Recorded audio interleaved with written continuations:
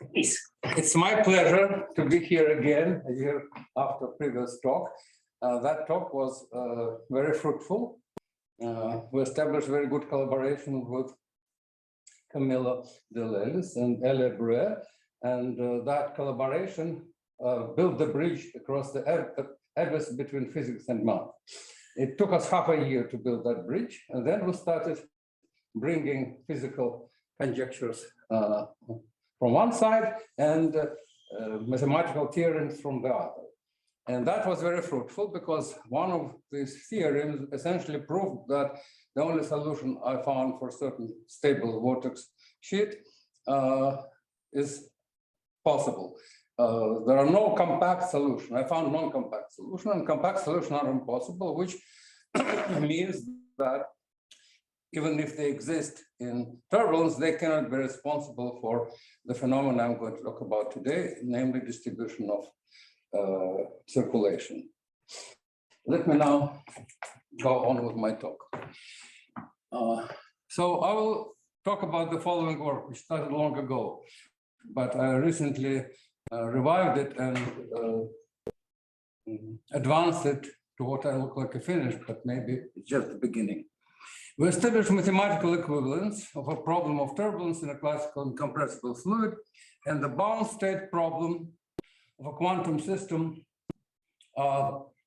with closed loop C as basic variables.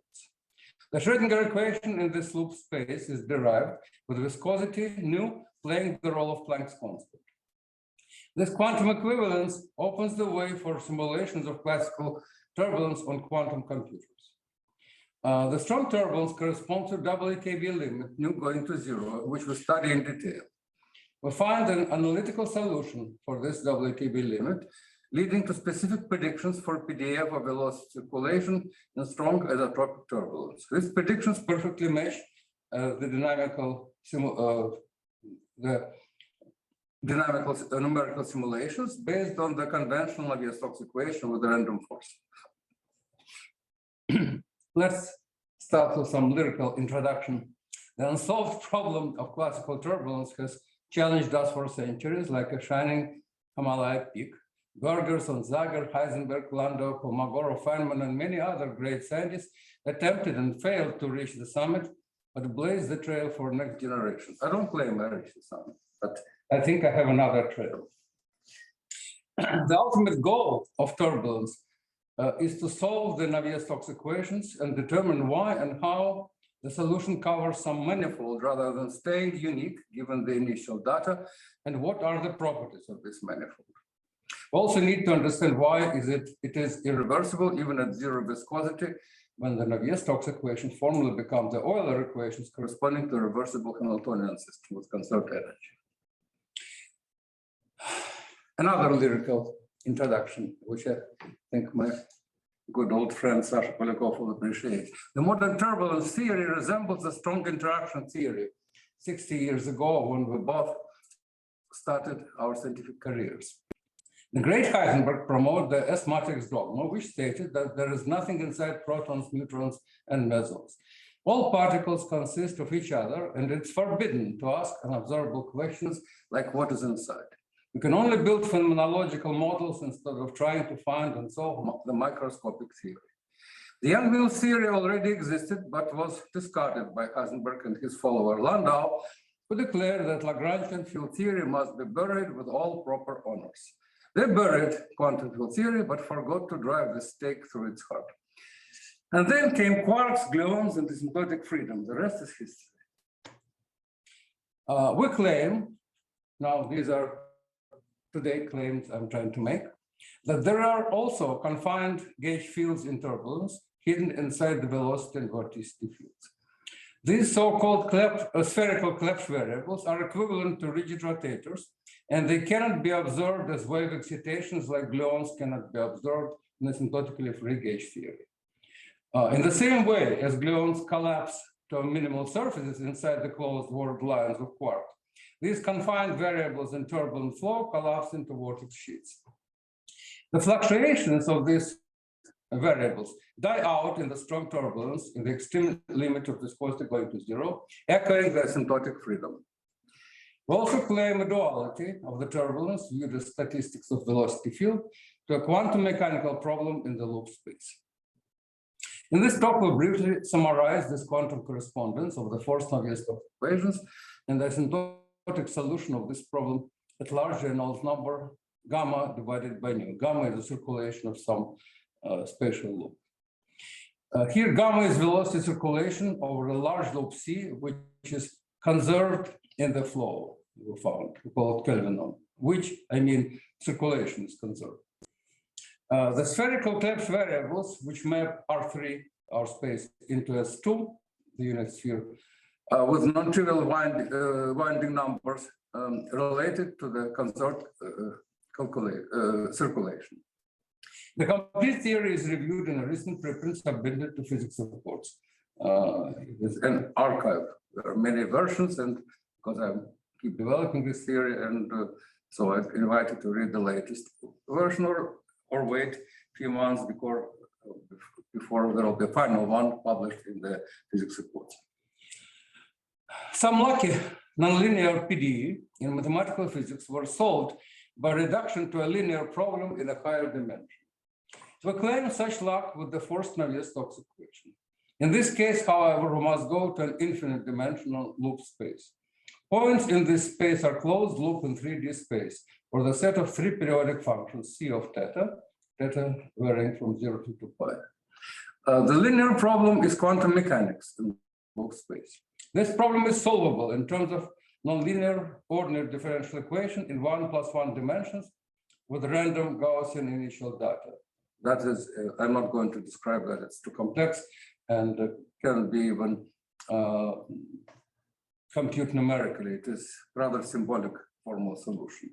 But the strong turbulence, which is what we're really after, corresponds to WKB limit of the wave function, which is analytically calculated.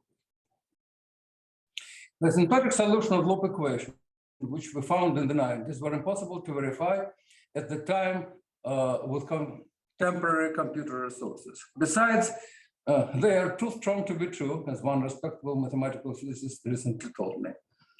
Not you. I mean someone else. I'm not a respectable mathematician. No, you are too skeptical to state even that. You said, I don't understand until you started understanding, and then you started telling me what it is. So that's totally different attitude. Nobody took seriously the loop equation and its predictions except one persistent man, Kattipalli Raju Srinivasan, who everybody calls him Srini, who kept trying to verify these predictions for 25 years. Finally, in 2019, his large-scale simulation confirmed the basic prediction of the loop equation, namely the area law. Can I ask you about that very statement? Huh? I want to ask you about that very last statement that Srini has shown. So by area law, you don't mean that the circulation is proportional to area as it would be in a gauge theory, but you mean no, I don't mean it's proportional. It is a function. It's some function of the area of the loop and only that, basically. Yes. It's moreover, it's not true for small loops. It's true in the what I call you have to be in inertial range. Loops should be large, circulation should be large, and that is the regime which corresponds to the strong turbulence I'm studying. Yes, and in fact, it's proportional to the area to the power 1/2. As I also for all moments, or it's not for moments. Moments are not dominated by the tail. I'm talking about the tail. Oh, you're talking about only the tail. Yes. Which tail? Probability distributions have exponential tails. Yes.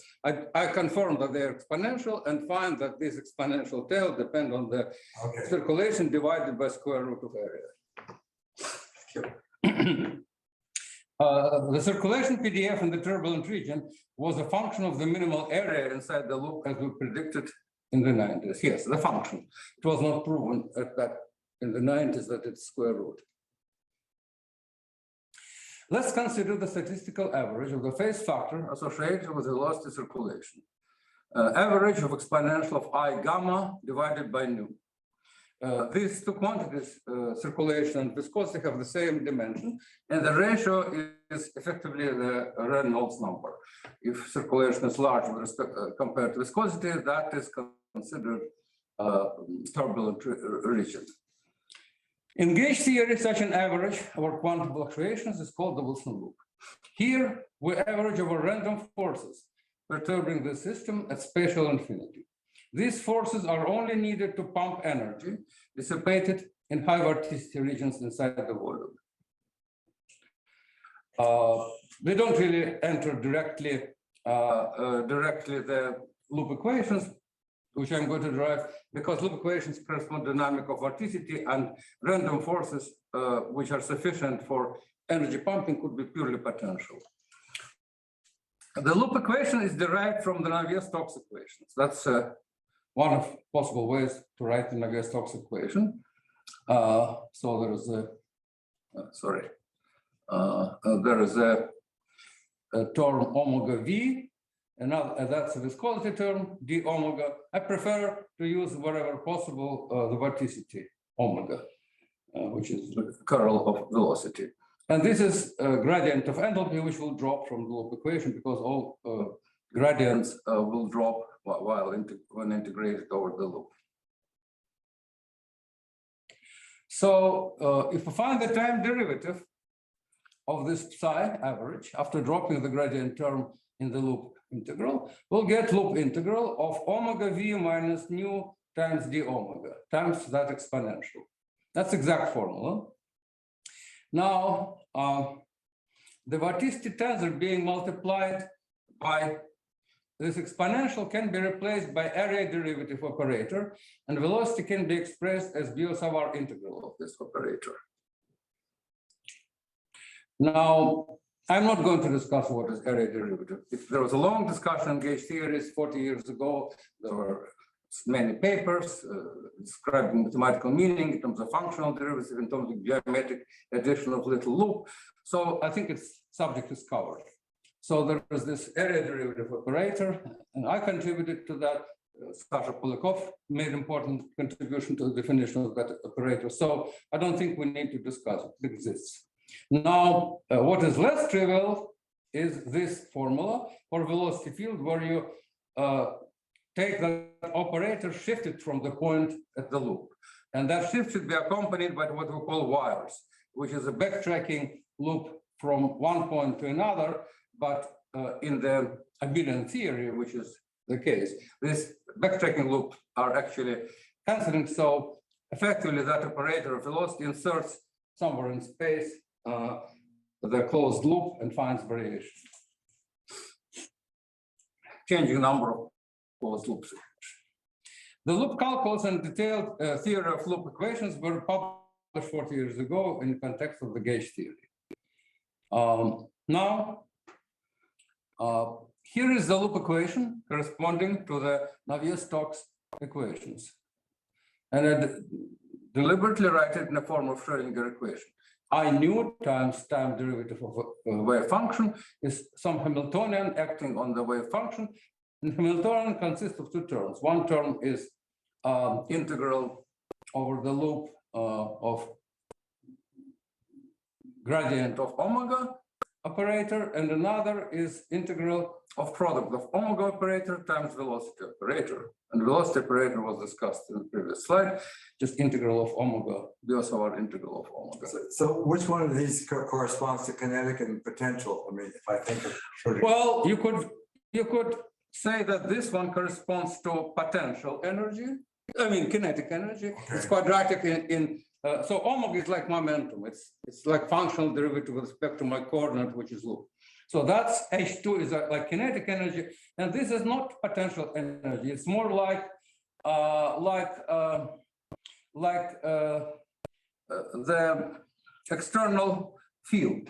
It is linear in momentum and also integrates over the loop. So it's not a typical thing with particles, but there are equations, Schrödinger equations, when there is linear operator when you have external field. In that case, you have a term like PA. So it is like that. Okay. We observe viscosity appearing in front of time and special derivatives like Planck's constant in quantum mechanics. The first term of the loop Hamiltonian is local in loop space. The second term contains the second loop derivative, acting as a non-local kinetic term in loop space. The Wilson loop is directly observable in numerical simulations, but this has not been done so far for lack of want. It was declared that it has some simple properties, but what people traditionally observed were probability distribution of circulation, which is related to this quantity by Fourier transform. But this one could be directly observed. Well, isn't this the one that Srini computed or not? Srini didn't compute psi, he computed the probability. Okay. But predictions can be translated from one space to another. Moments of it, right? Moments and also probability distribution. Yes. Moments are more tricky because only higher moments correspond to the tails. Yeah, We don't, yeah. Lower moments, like second moment, are not dominated by this theory. This theory applies to the high end. So if you take the full probability distribution and You're just interested in the tails. yes, if you, for example, use the second moment as a unit for the tails, right? Then you already break the theory because you need to use only higher moments. And in practice, it's quite easy to use just tails of probability distribution. So PDF of vorticity is a mathematically related quantity, which was extensively studied in the DNS, mostly by Srini. The inverse Fourier transform relates these two functions. So you could take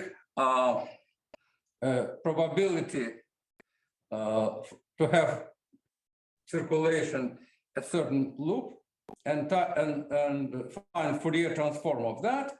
And that quantity is becoming psi if you set this Fourier variable to 1 over nu. That's the mathematical statement. But loop equations can also be derived directly for the probability. Unlike the Wilson loop, P of sig and gamma is real and positive, and that's non-trivial. Not every quantum mechanical wave function can be Fourier integral or any variable of positive thing, but that is the important restriction, and that is satisfied. Is that obvious?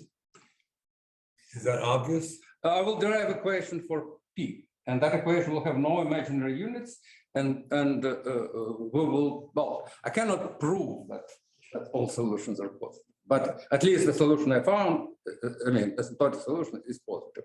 I suspect that it is provable, but I haven't proved it. So here's the equation for the probability. It basically goes directly the same way as the equation for the wave function, except every factor of gamma, nu, whatever. dd gamma brings down, oh, anyway, I don't need to justify myself. That's what happens if you do the same methods I applied to the Schrödinger equation. You get the same loop equation for probability. Now, we are, of course, interested in the stationary solution, in the fixed point. That is what would be the probability distribution which we are looking for, which is described in turbulence, supposedly. And in this limit, we want to consider exponentially small p, exponentially small probability. That means tails of probability distribution. And that is very much like WKB. First of all, note that there's no imaginary units here. Everything is classical. Viscosity also disappeared. I deliberately took such variables that there is no viscosity anymore, except in one place. From kinetic energy, it disappeared. And the classical limit corresponds to circulation much larger than viscosity. In that limit, that term will be most important one, and it has to be cancelled by itself. And that's what happens in the WKB. That will be classical equation like Hamilton-Jacobi equation. Yeah. Now, the time corresponds to change, the time reversal corresponds to change of sign of gamma. In general, the time reversal solution which we want to find doesn't have this symmetry. Though technically there is no term which would violate such possible change. So we'll have to specifically find spontaneously a solution which breaks the time reversal. That's very interesting. The WKB limit of the probability in the loop equation has the usual form of exponential of classical action divided by Planck's constant. In our case, circulation is the only variable of dimension of Planck's constant nu. In classical, that's Euler theory. Therefore, the WKB limit corresponds to exponential tails of PDF. I'm cheating a little bit here because you could imagine there would be some anomalous dimensions. In fact, this solution was derived by a different method, much more rigorous. I actually found the solution, which indeed looks exponential. But what happens is that if you look at this equation of this solution, then you will see that it is kind of natural from the point of view of WKB approximation. The classical action Q or Q times gamma satisfies the Hamilton-Jacobi equation in loop space. And that's this Hamilton-Jacobi equation.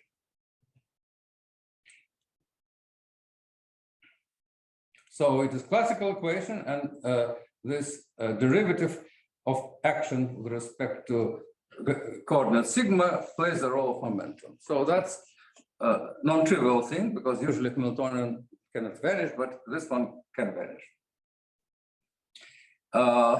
And don't ask me how could I be sure there exists a solution if the Hamiltonian is not positive definite. That is one of the questions I cannot answer yet. Classical Hamiltonian equals 0, which is possible, it is not positive definite.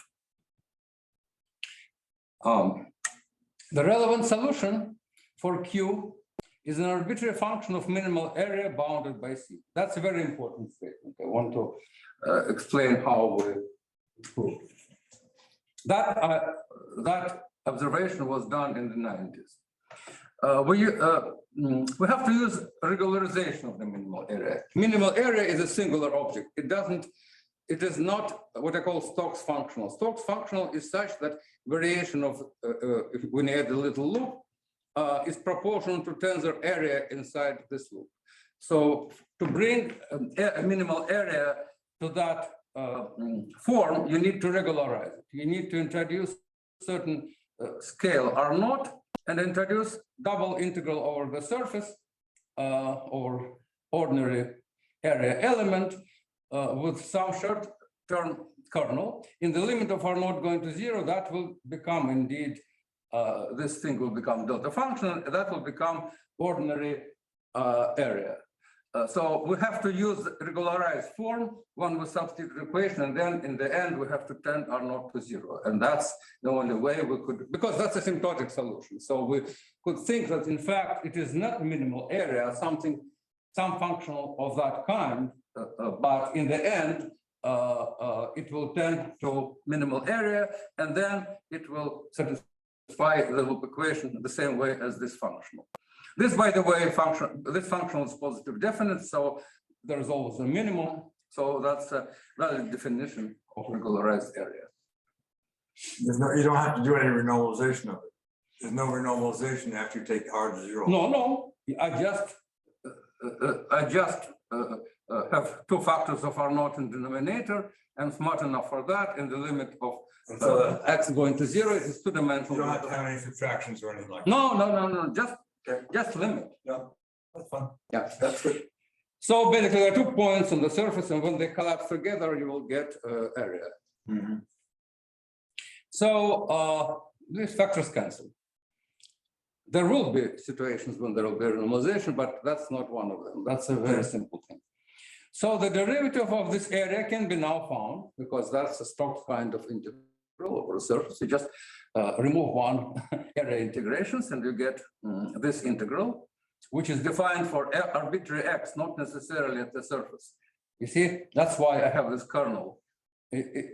X could be any point in space, and you get this kernel integrated over the area. And of course, this kernel would kind of make this integration very close to x. It will be close to the minimal distance to the point x. In the local limit, this reduces to the tangent tensor. In case, of course, when x is at the surface, this reduces to the tangent tensor, because this becomes two-dimensional delta function, and then that integral gives you the tangent tensor to the surface. And that's all we need. Now we can substitute, this quasi-regularized area into equation. We implied that the point approaches the contour from inside the surface, so the tangent tensor is well defined. It can be written because we are differentiating right near the edge. So it will be T mu n nu. So T mu is the tangent vector to the contour, and n nu is perpendicular vector inside the surface. So that is a tensor which defines the area, normalized area element near the edge of the surface. So when we do that, in 3 dimensions, we also have condition that the vorticity is divergenceless. And we can prove that it is equivalent to minimality condition. That is something which can be indeed proven. Here is direct check. Let's use xy coordinates in a local tangent plane to get minimal surface at some point which sets an origin. Then we use quadratic approximation for equation of the surface, and here k1 and k2 are principal curvatures, and when and that's a normal vector. So when we substitute that thing into the integral, so that's derivative of normal vector. That's simple arithmetics. In the end, the condition that derivative equals 0 becomes k1 plus k2 equals 0, which is kind of intuitively understandable because a minimality of the surface means that you could vary surface in up and down, subtract one from another. That would be closed integral of by Stokes. So that is equivalent to the statement that divergence of normal vector equals 0, because essentially the invariant version of second form is d mu n nu plus d nu n mu symmetrized. So anyway, here is formal proof. So mean curvature. So Stokes condition for our solution is equivalent to the equation for the minimal surface. Stokes condition must be satisfied by our ansatz, and indeed this ansatz satisfies it, only when it is a minimal surface. So when you substitute it into this Hamilton-Jacobi equation, you'll get some integral. And now I'm going to skip certain calculations and just tell you that this integral logarithmically diverges when the point approaches R. So this integral diverges near, because it's not over the infinite domain, it's only on the half plane, so to say. It's near the edge. So it's logarithmically diverges, and coefficient in front of logarithm equals the tangent vector of the curve. And that integral, remember, is classical velocity. So classical velocity, which we get in this loop equation, is directed along the tangent vector. It is tangential to the path, and that's very important. So it's average velocity, tangent to the loop in the leading log approximation, but it's also true in higher directions. I'm just showing you the leading. To what extent it is independent of the to what extent it is independent of regularization?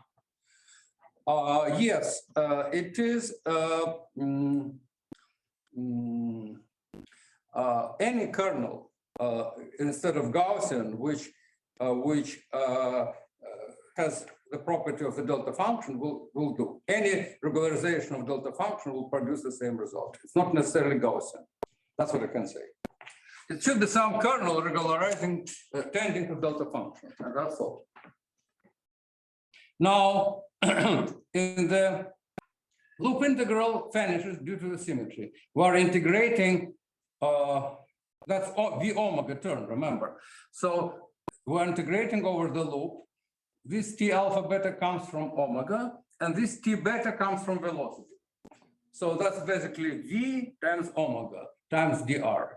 And that is vanishing because T alpha beta is antisymmetric and dr alpha is proportional to T beta. So we find cancellation of that leading term in the loop equation, and that resembles the cancellation of input and output in the kinetic equation, because loop equation is like kinetic equation, and the probabilities, and this main kinetic term is not positive, it's difference between kind of incoming and outgoing terms, so to say, and they cancel. And that's a condition of the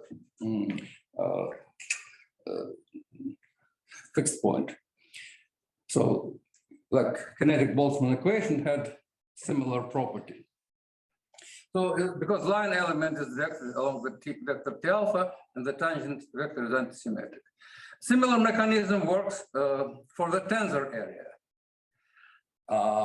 Instead of scalar area, you could find something which is for flat loops the same, but for non-flat loop or the H-shaped loop is not.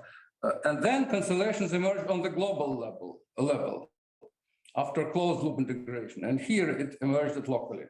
And of course, this solution is not physical because it it's not positive, it's not decreasing. You could imagine loop like two petals oriented in different direction, and you'll have zero area, whereas here we need something which decreases always at large loop. And indeed, as we see, the scalar area solution is the correct one. And that was also verified by Sweeney. So the proof was generalized to arbitrary planar and quadratic surfaces beyond logarithmic approximation. I don't want to show this proof, but I consider minimal surfaces which are flat, just flat plane, or just parabolic one, quadratic, and the same similar arguments, same integration produced produced zero. So however, general loops require internal metrics induced at minimal surface. So I cannot claim that for arbitrary curved loop, the general so-called not Weierstrass, Jennifer, I forgot his name. So there is a Weierstrass and someone else developed the general equation for the minimal surface, and for that minimal surface, it's not enough to have the area. You have to integrate some external, some external, in fact, metric introduced on top of that area. So you integrate over area, and the functional depends on some external field. I don't want to go into that because I will present actually a solution, which is much better than these general arguments. Because there is different approach which produces actual solution. So before we go to the other side of our shining mountain, namely the Navier-Stokes equation and solutions which solve that loop equation, let me derive something from the loop equation. If you consider, oh, I'm sorry, pressed the wrong button.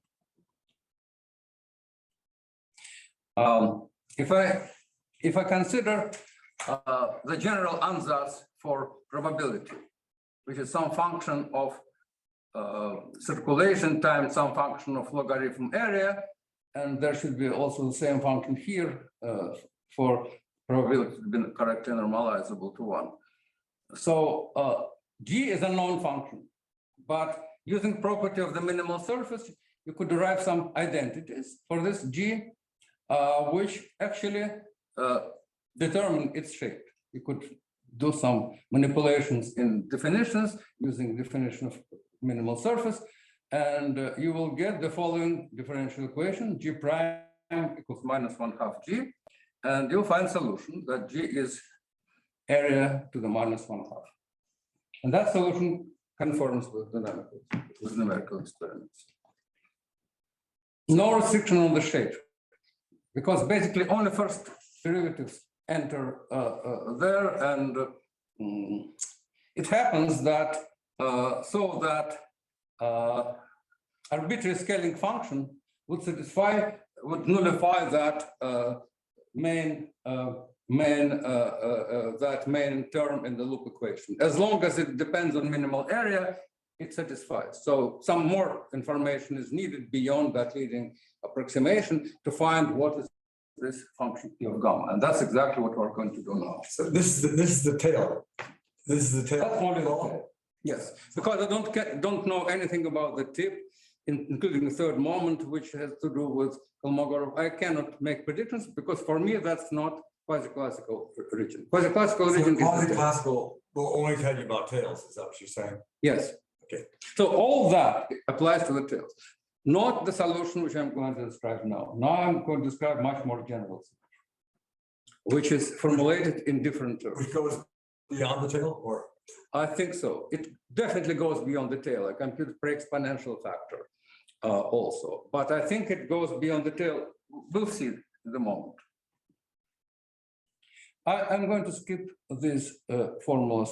You could in fact derive some identities for average product of vorticities at several points on the minimal surface. And that's something observable, measurable. You could find exact formulas which are all expressed in terms of this unknown pi of gamma. So that's the first one. And all others are in principle related by these identities to the unknown function of pi of gamma. That's all the consequence of that loop equations in minimal surface. Now, still pi of gamma is not known, and in fact, we don't know what physical structure, what is the actual flow corresponding to that. We couldn't answer just by producing results which match experiment. We have to explain what's happening. We need a microscopic theory.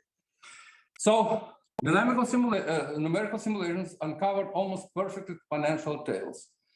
Indeed, checking that prediction. This intermittency was a manifestation of large coherent vortex structure. Let me explain that point. If there would be, let's now imagine that stock surface covering inside of the loop, because our circulation is integral over this stock surface of vorticity. Now, if that vorticity at every point on the surface would be an independent Gaussian variable, kind of summing large number of them would produce Gaussian distribution.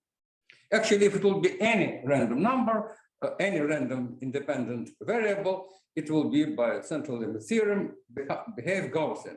If it behaves slower, like exponential, that means that these are correlated, and that signifies a coherent vortex structure.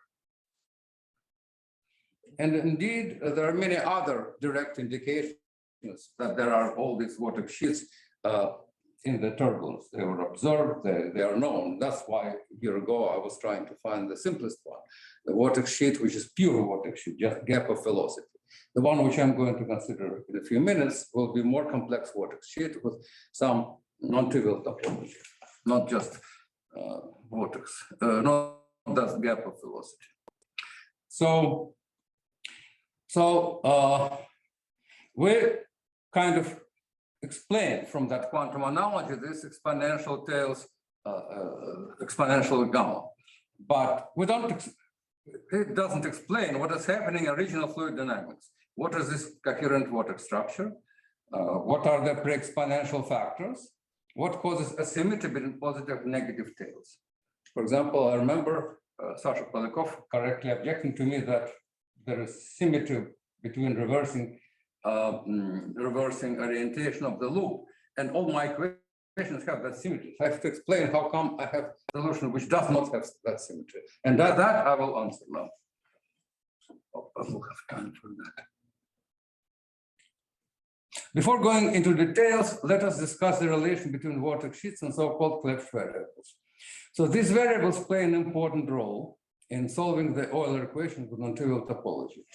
We parameterize the vorticity by two-component Cleft field. Omega is basically a cross product of gradient of two of these field. That's a fancy invariant way of writing it. Geometrically, that means that omega viewed as true form is the area element in some space, some two-dimensional space. And typically, it is just ordinary plane. So you have ordinary plane, and you map vorticity form into area element on the plane. But then, of course, this representation is invariant with respect to so-called symplectic transformations, which doesn't change area because that doesn't have metric. Metric on this space is not specified, only area element. And there are very well-known symplectic transformations or canonical transformations from Hamiltonian point of view, which do not change this form. And that's like gauge symmetry, and it will play an important role. So the Euler equations are then equivalent to passive convection of this Cleft field by velocity field. So these Cleft variables are just convected, and velocity is equal to perpendicular projection of phi1 d phi2. Perpendicular projection is a very well-known thing. You just subtract the term which makes divergence equal 0 using the kernel of Poisson equation. One may check that this projection is equivalent to Biot-Savart law, of course. Now, conventional Euler equation for vorticity follow from these equations.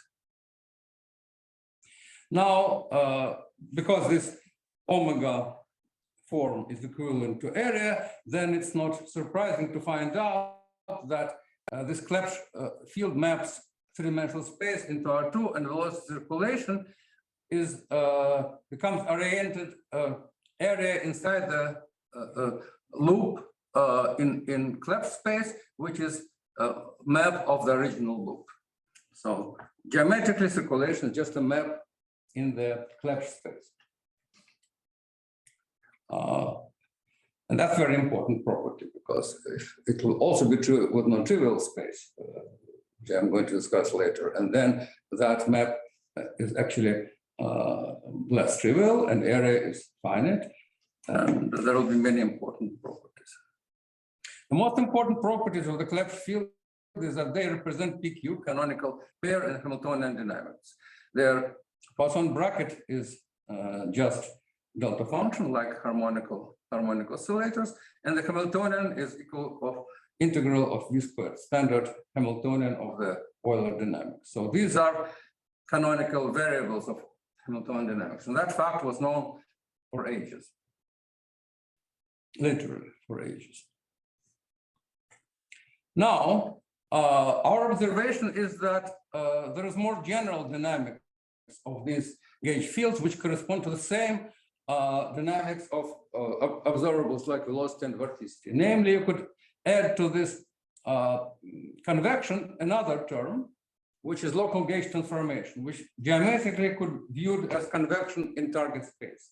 This is a divergenceless field in internal space. So, in fact, what happens is, in our interpretation, the Cleft field is moved in physical space, but at the same time, it's also moving around their target space, the plane. This term is divergenceless velocity times gradient of, so to say, this second term corresponds to this gauge transformation, which makes vorticity invariant. If you change Cleft field by this symplectic transformation, vorticity doesn't change. So dynamics of Cleft fields, in fact, is ambiguous. There could be arbitrary gauge transformation. And if we're looking for a classical solution, we should not neglect that possibility. So arbitrary function h, and that would provide the same, this equation with arbitrary function H would provide the same equation for vorticity. Just this last term will drop from this equation and you will get the same Hamiltonian equation for vorticity.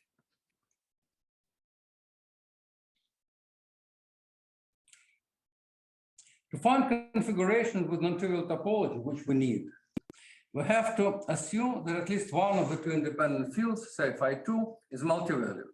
The most natural representation was suggested by Ludwig Fadeev and was used in subsequent work of Kuznetsov and Mikhailov and Levich in the early 80s. And by the way, Halatnikov, who was our director, Halatnikov, great scientist, who was director of Institute, Landau Institute, was the first who used Cleft variables, but he used conventional Cleft variables. These spherical Cleft variables were used by these two in these two works. And then mathematicians, Moffat and others were also bringing that on mathematical ground. So that's the more general representation of vorticity. It is now the to form area element on a sphere.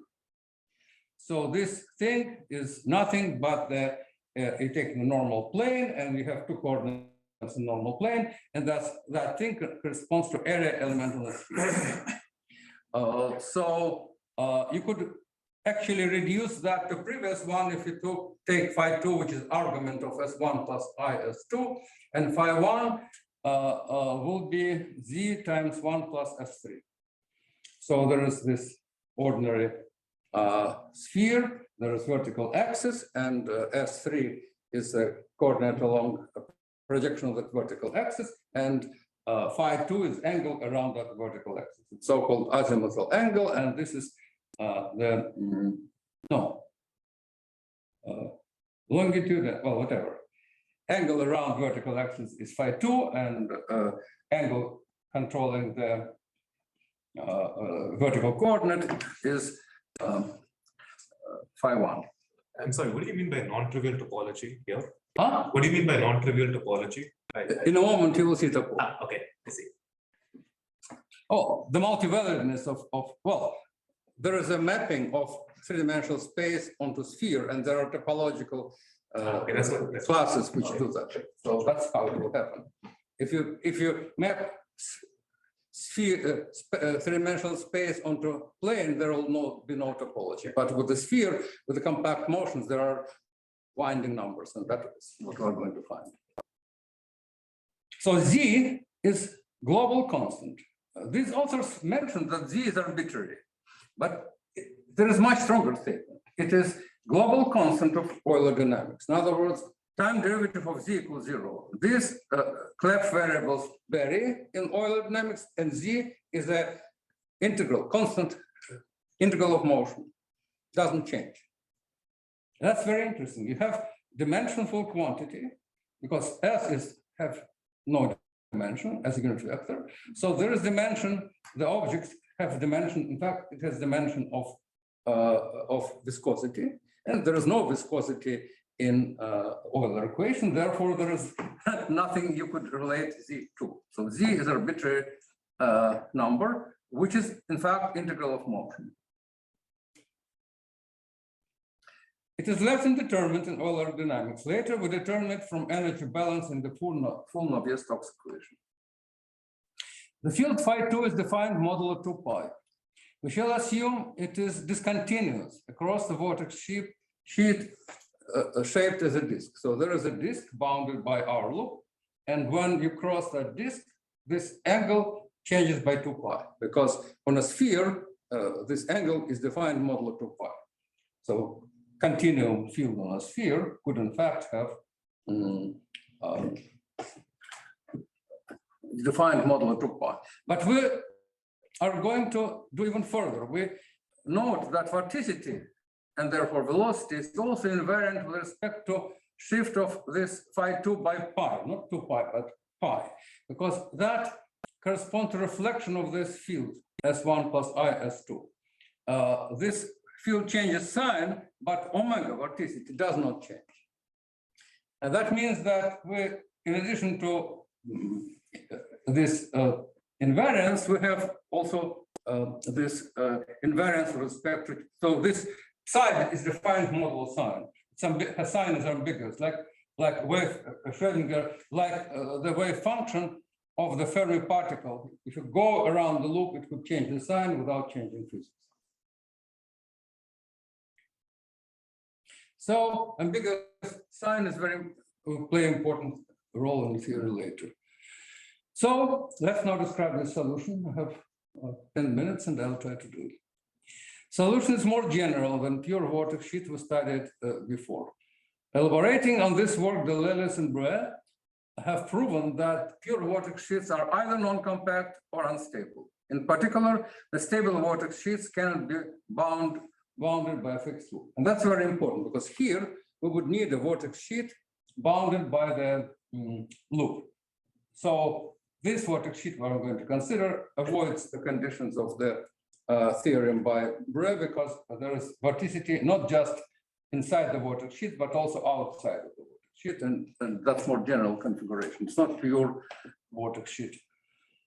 So this is vortex sheet with some extra conditions.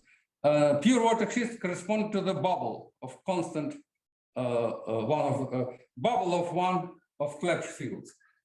Ordinary vortex sheets is just a situation where inside some volume there is a finite value of one of Cleft variables and outside is zero. And whatever happens with other is not important because both of them is needed to define vorticity. So vorticity is only on the boundary. That's pure vortex sheet. And here, no new vortex sheets correspond to the phase gap of the one of the variables. And that phase gap means that other than this phase gap, both variables are varying outside the vortex sheets, and therefore there is some vorticity outside. On top of vortex sheet, there is some vorticity in bulk. It may not correspond to steady solution for Cleft field. Now, this field goes around its gauge orbit while preserving its circulation over the fixed loop. So here is this picture of this vortex sheet.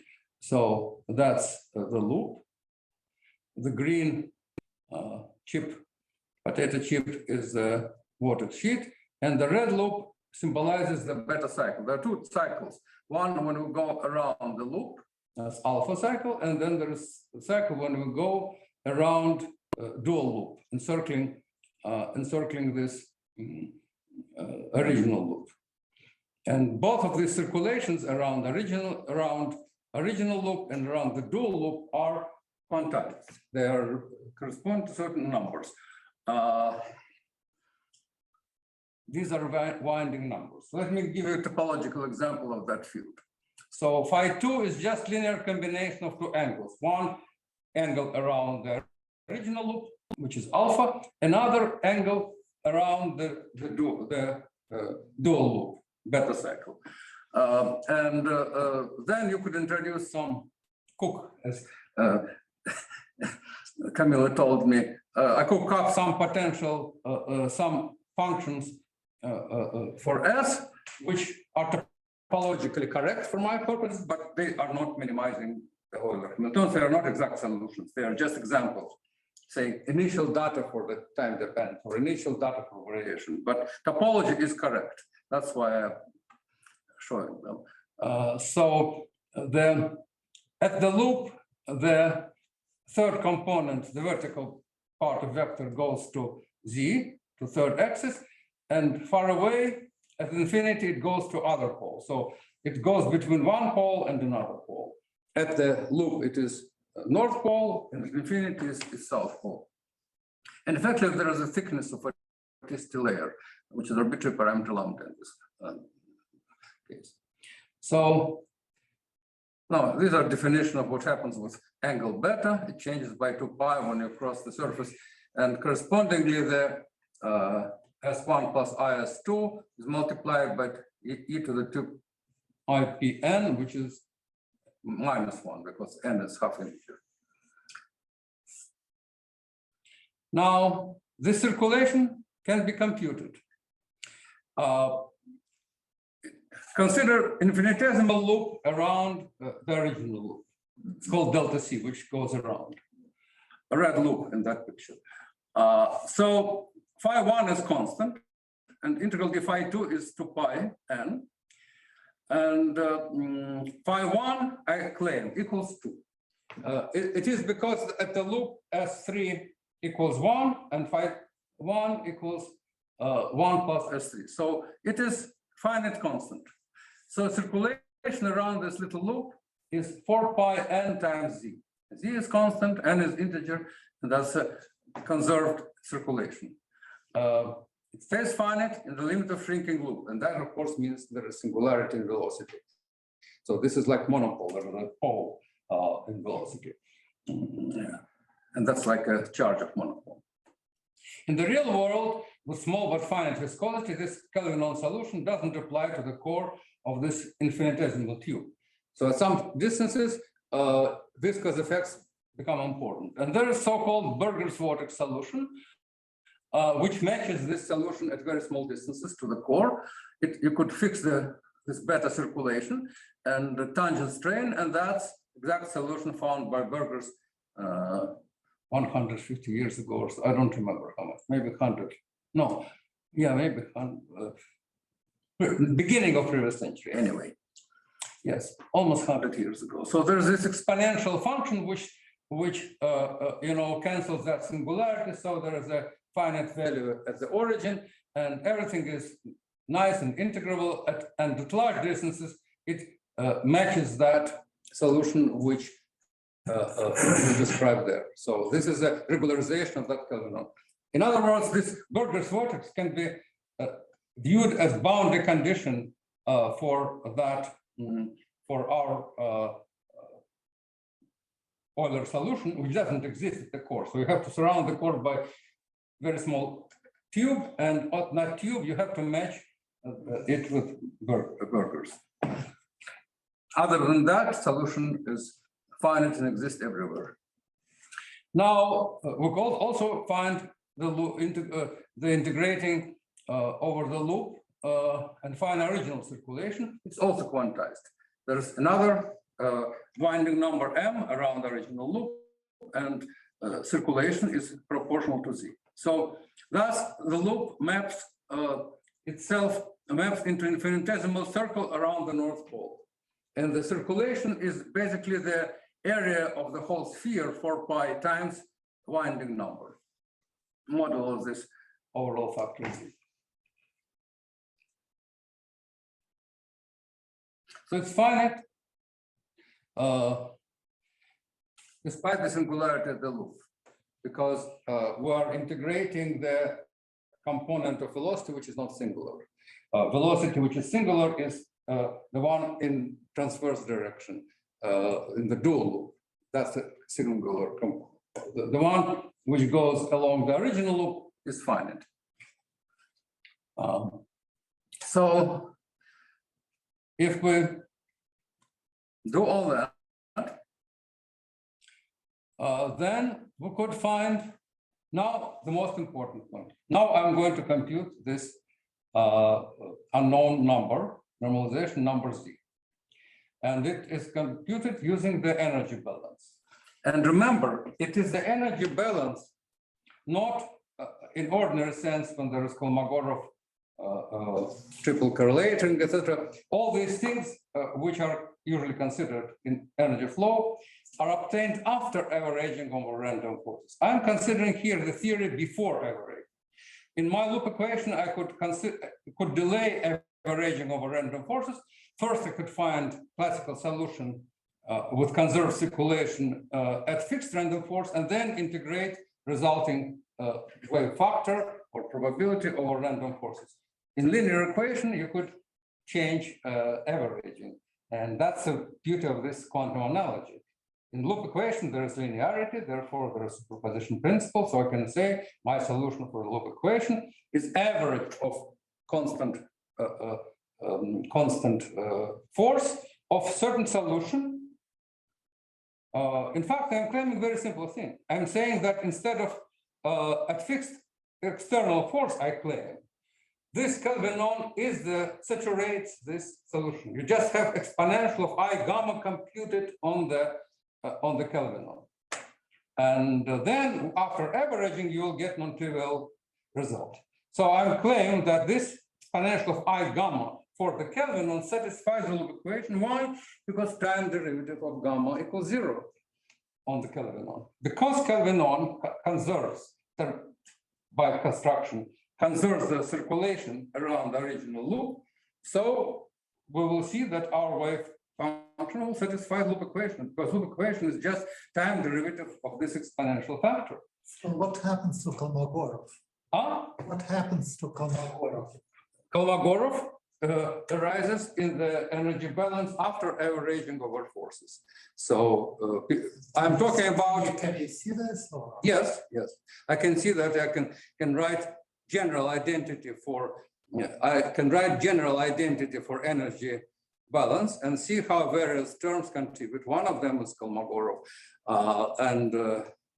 well, basically after averaging and before averaging, results are different. I'm talking about the solution of loop equation. For that, I need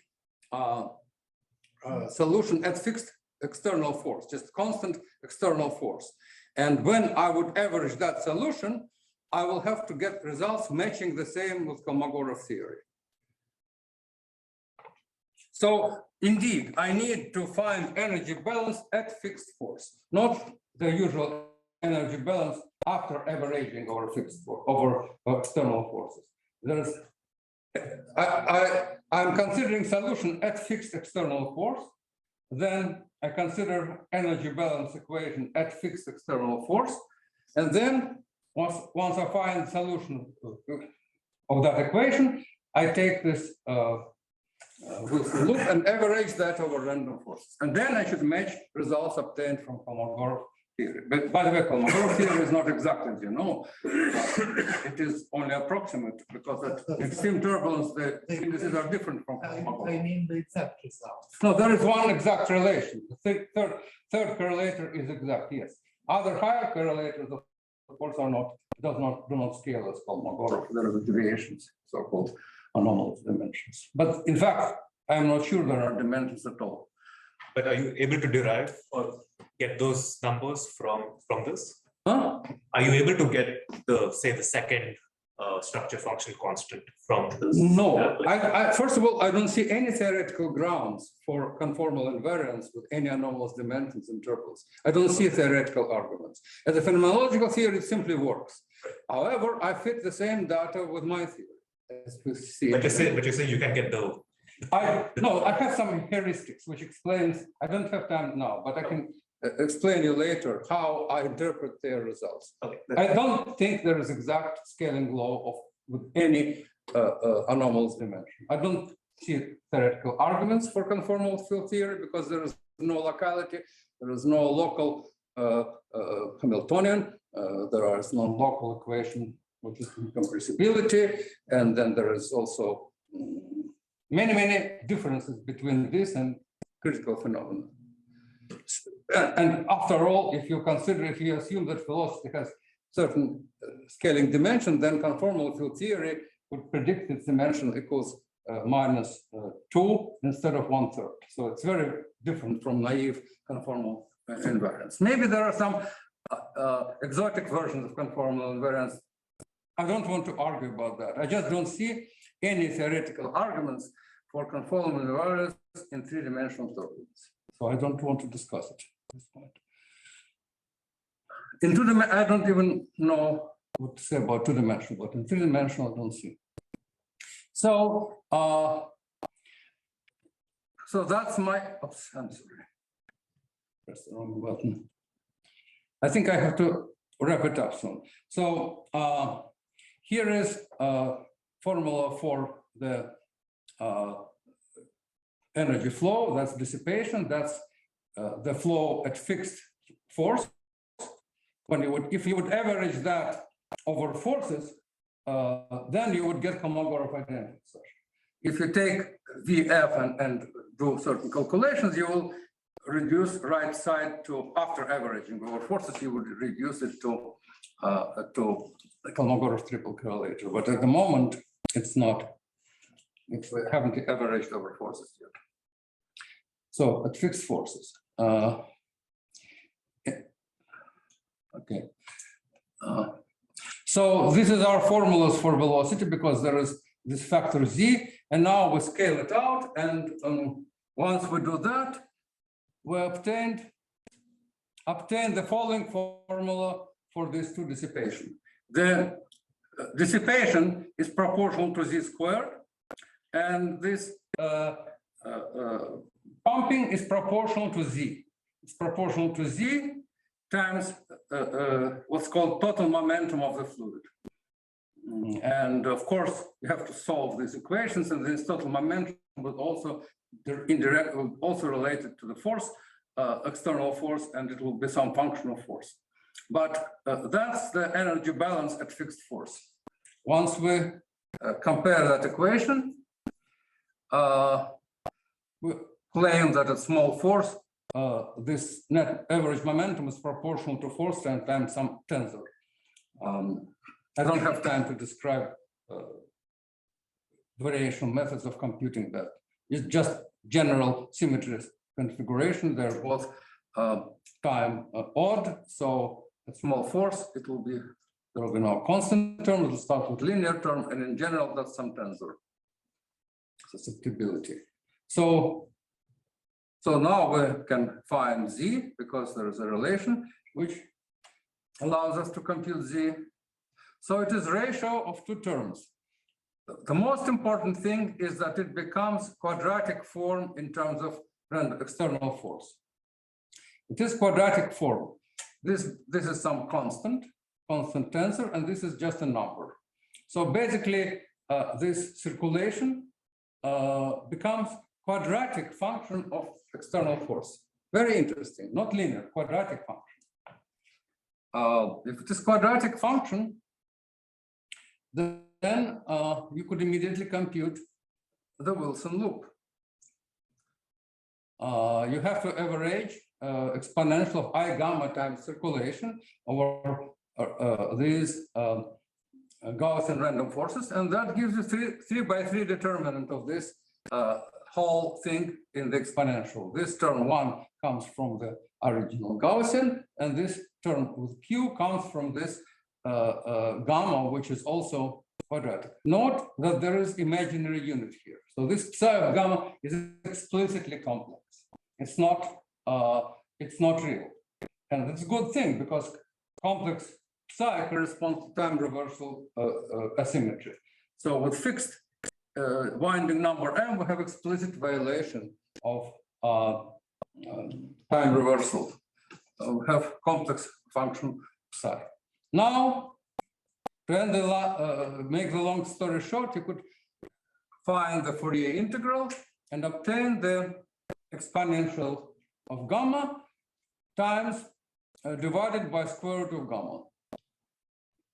And exponential, the decrements of exponential depend, they're different from positive and negative because they are determined by the complex, by the poles of this, by the zeros of this, they are determined by the zeros of this determinant in complex plane. And there are 3 eigenvalues, so there will be one in upper plane, another in lower plane. So depending on the sign of gamma, we will have to choose different one, and therefore there will be different asymptotics for positive and negative gamma, which is exactly what we need. But then we also found this pre-exponential factor. Now I want to skip the exact calculation because this integral can be represented as double integral, and using the saddle point could be computed precisely. But basically it confirms what I just said, exponential divided by square root of gamma with some calculable factor. And now there is explicit time reversal symmetry breaking because the coefficients in front of gamma are different for positive and negative, and so are the pre-exponential factors.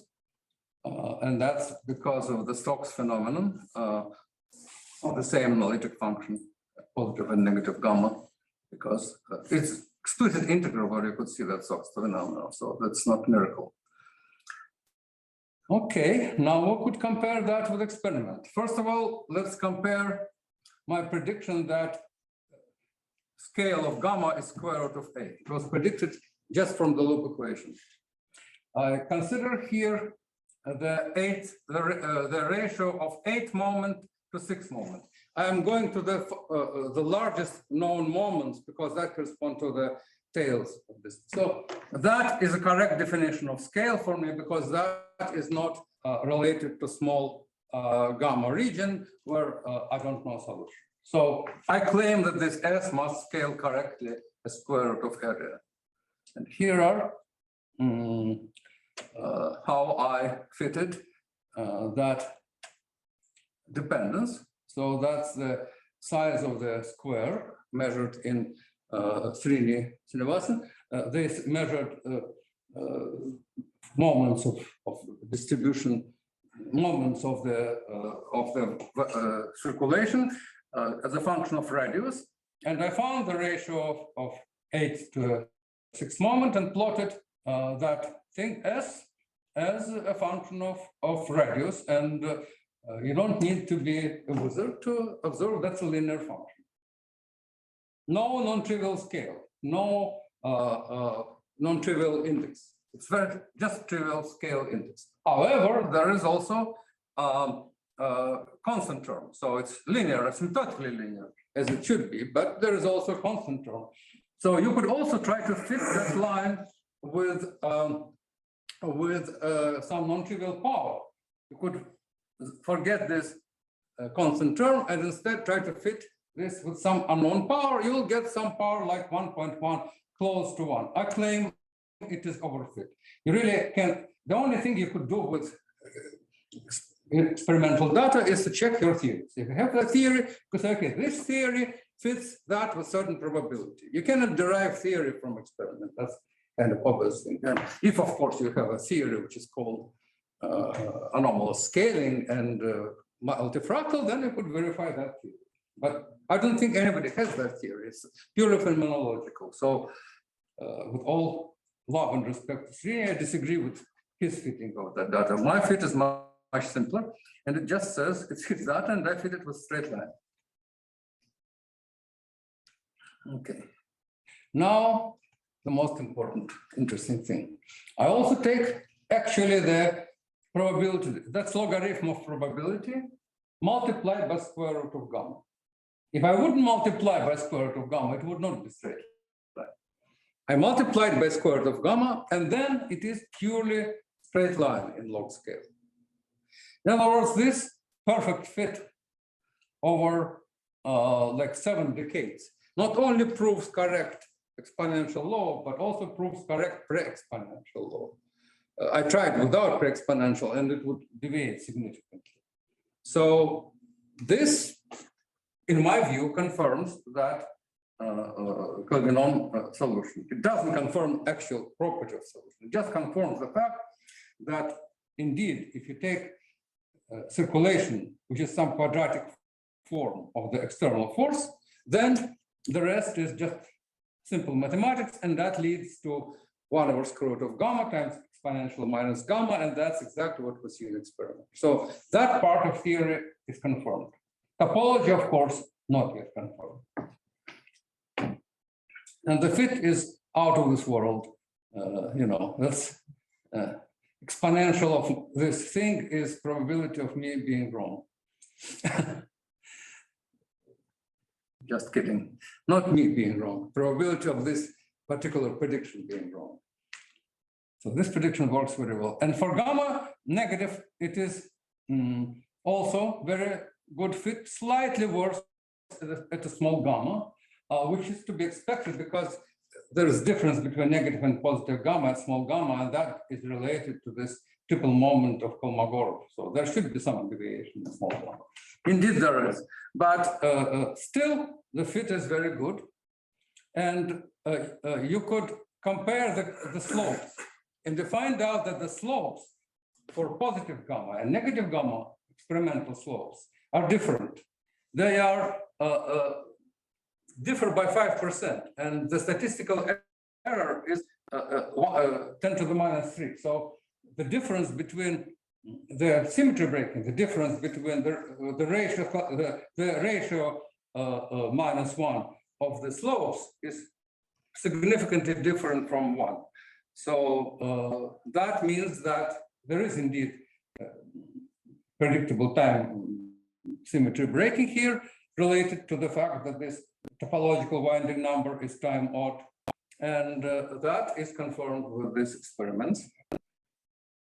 So it's not like it is sum of the two Kelvinons, Kelvinon and anti-Kelvinon. It's either Kelvinon or anti-Kelvinon. I'm not sure which one, but at least this asymmetry is there. Then there are also these deviations from that's deviation of that perfect fit. And these deviations are not random noise. They are like some harmonic function, which I interpret as the fact that these are artifacts of the 16,000 cubed lattice. You see, everything which was done in that experiment was not an infinite system, but just 16,000. And that means that their random forcing was periodic function. That introduced systematic harmonic errors, which are inevitable in the finite lattice. And we see manifestation of this error. So I wouldn't take these differences seriously because they look like systematic errors.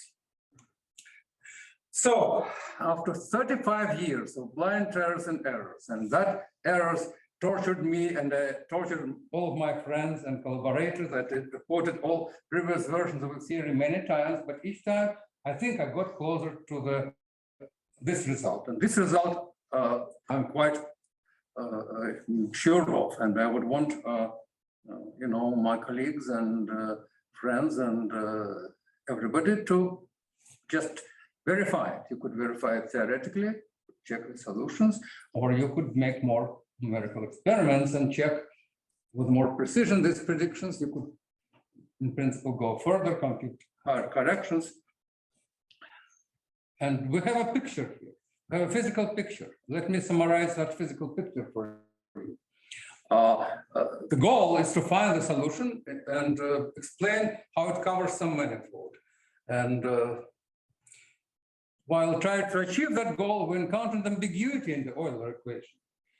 Euler equation represents Hamiltonian system in Cleft variables. However, topology of the target space in these variables remains arbitrary. It's not specified. So Euler, if you take Euler equation, it's ambiguous. You could solve it in terms of Cleft variables with arbitrary topology. But if you insist that at small scales, it must match the Navier-Stokes, including the Borger solution, that kind of allows you to find correspondence.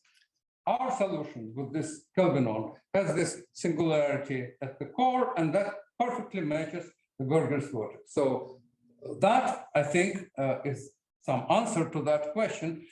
So we advocate the sphere as the relevant target space for Cleft variables in turbulence. Another possibility will be R2, Cleft fields as harmonic oscillators, in which case there will be no topological numbers and no Kelvinons. So we conjecture that there is this compactification phase transition from R2 to S2. So in weak turbulence studied by some people in the previous century, it was Yahot and Zakharov, they studied weak turbulence. And in weak turbulence, they use Cleft variables in flat space. And these Cleft particles were emitted as plane waves. And they use these plane waves in the weak turbulence approximation and found indeed the Kolmogorov laws are approximately following from these equations. So they kind of found that R2 Cleft fields exist in weak turbulence. What I claim is that this strong turbulence measured by Srinivasan is perfectly described by the S2 Cleft. So there is this compactification phase transition for Cleft field from flat space R2 to a sphere. Maybe it is, there are phases of turbulence with higher genus, I don't know that. Very interesting. So far, the sphere looks like a correct solution. Okay, so that basically it. Final page. This is the end of my talk. And there are afterthoughts which I will publish because I will provide you with the full text of my slides. There is like 20 more slides, which I'm not going to present, but you could read them if you're interested. And that also answers some of your questions. That's it. Thank you.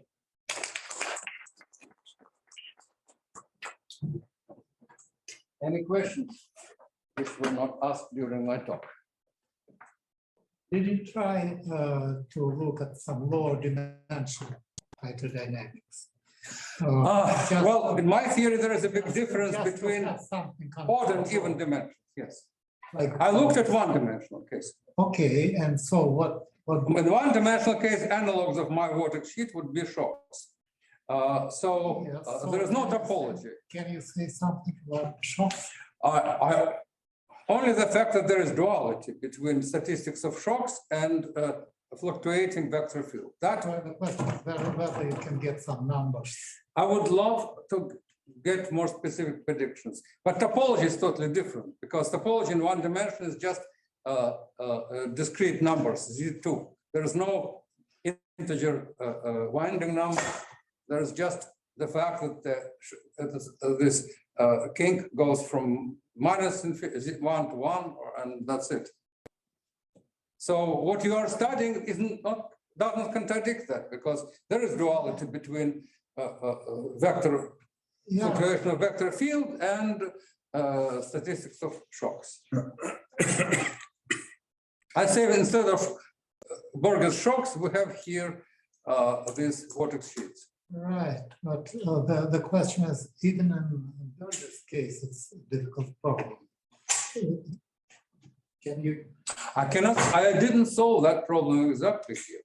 I only found the WK asymptotics. So if you can, I think some asymptotics can be found for Burgers also, and do both, as you remember, found that asymptotics. It is exponential low with some factor 3/2 or so for the PDF. So there is a PDF which is satisfied by instantons, and here is sort of version of the instanton here. Okay, no problem. This Kelvinon is a replacement of instanton. I can find that analogy deeper, but it is indeed. It also corresponds to imaginary force. Instanton is solution for imaginary force, and this is also, in fact, this exponential tail corresponds to imaginary force. So in that sense, it's similar to what happens in Burgers.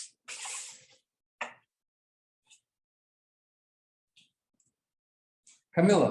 So you conjecture that this Kelvinon is, which you're describing as a particular solution of Euler, is a limit of steady state solutions of Navier-Stokes. Yes. Okay. With some pumping of energy at infinity. Well, yes, depending on boundary conditions. When we discussed yesterday, use one. Yeah. I mean, there's something non-trivial going on at infinity. I mean, like you're pumping some energy because otherwise. You could either have periodic boundary conditions or you have sphere. It really does not matter. You could consider both cases.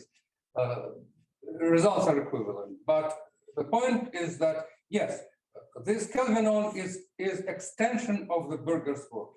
You take locally Burgers vortex, a small cylinder, then you bend that cylinder in a big loop, and you find the Euler solution outside which matches that local Burgers vortex. That's what I think.